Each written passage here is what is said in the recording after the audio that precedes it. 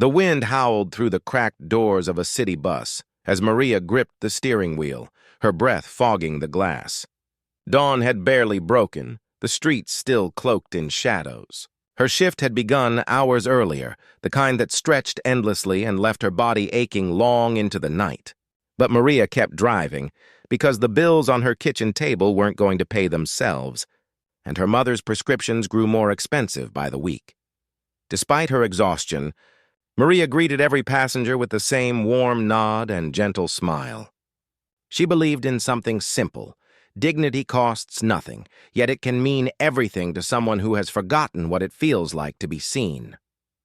She was the kind of driver who noticed the elderly struggling with grocery bags, who waited a little longer for parents juggling strollers, and who said, "Good morning," even when no one said it back. That morning, a young man stepped onto the bus. His hoodie was torn, his shoes worn thin, and his eyes heavy with the weight of someone who had spent the night on the streets. When he reached into his pocket, his hand froze.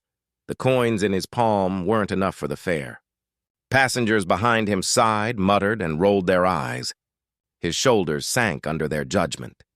Without hesitation, Maria reached into her own pouch, tapped her transit card, and the soft beep confirmed his passage. "You're good," she said gently. The young man blinked, startled. Gratitude flickered in his tired eyes before he whispered a thank you and slipped quietly into a seat at the back. To Maria, it was nothing more than a small act of grace.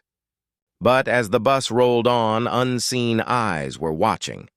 By mid-morning, her supervisor boarded unexpectedly, clipboard in hand and face like stone.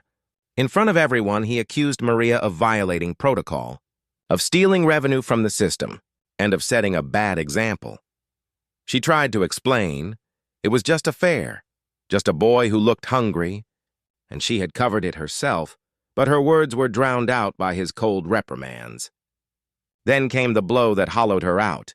"You're suspended." Effective immediately, the bus fell into silence. Passengers who had witnessed her kindness now stared at the floor, unwilling to meet her eyes.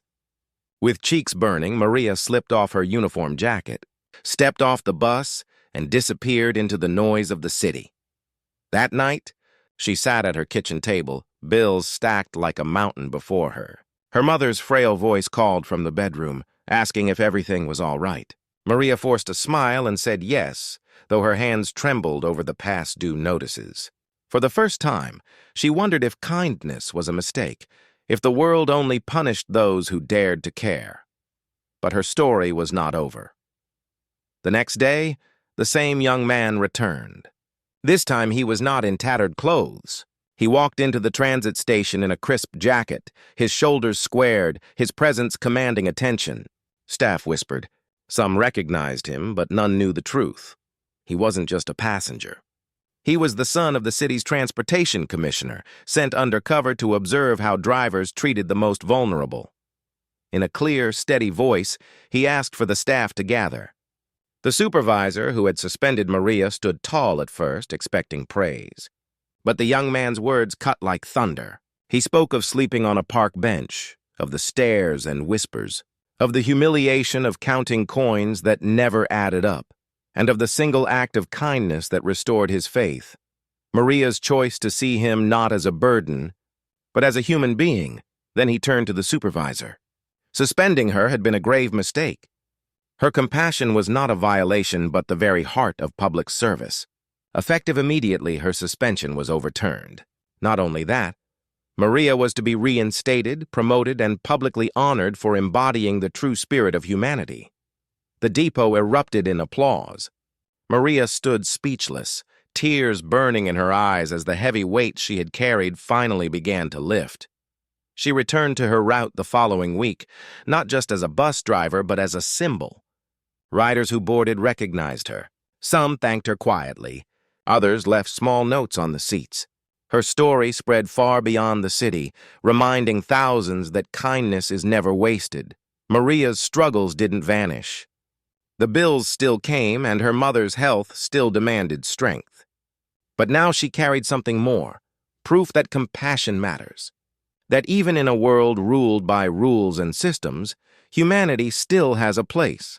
And every time she tapped her transit card for someone in need, it carried more than just a beep.